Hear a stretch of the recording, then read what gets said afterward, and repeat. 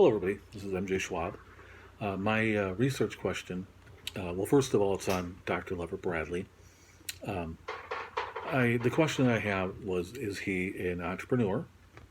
Yes, I have proven that beyond the shadow of a doubt.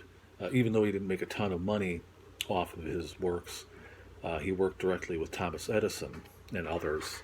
But Thomas Edison was the main one that he worked with. So he is definitely an entrepreneur. And he contributed to this idea of American exceptionalism. In 1869, Dr. Leverett Bradley invented something called Bradley's fiddle sounder. Funny name, but basically what it was a reworking of the technology behind the telegraph. He could record 10,000 words on it, and that was a big problem with the telegraph, is there wasn't a lot of expansion in terms of electrical output and storage. And so messages could only be so big and could only be sent so far. It had to go on relays. And so he solved that problem, more or less. He continued to rework it. But the big thing about this invention was that Thomas Edison used it for the inner workings on not only his telephone, but his filmmaking, the cameras and all the filmmaking equipment later on, of course. This was closer to 1900. And, of course, the phonograph. All of these things were helped with by Bradley's fiddle sounder.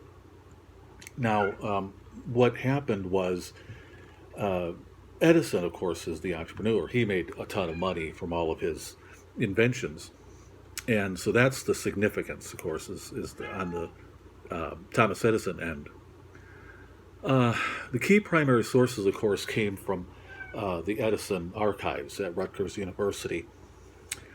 You found technological notes, other notes, letters to Leverett Bradley. Leverett Bradley died in 1875.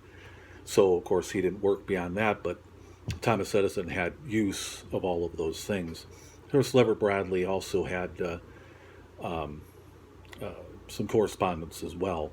There's a book by a man named Scioli who wrote about his works in California. Leverett Bradley traveled everywhere. He started off, well, he's a doctor, of course, he's a physician, got his medical degree and his training in Ohio. He had some failed entrepreneur activities in Indiana on the South Shore of Lake Michigan, but he had great successes with canals and water systems in California.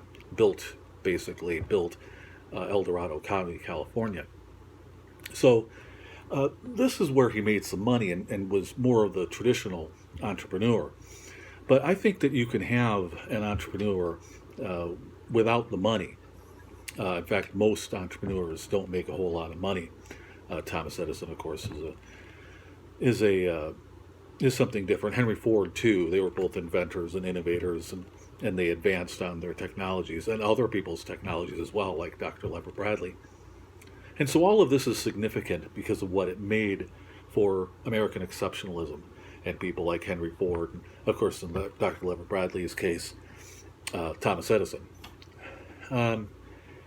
So we found that this idea of entrepreneurship has changed a little bit. It isn't necessarily about money. It's about invention, innovation, technological advancements, the assembly line, of course, the reworking of Bradley's fiddle sounder to make these other things like the phonograph, rework the telephone, and later on for filmmaking.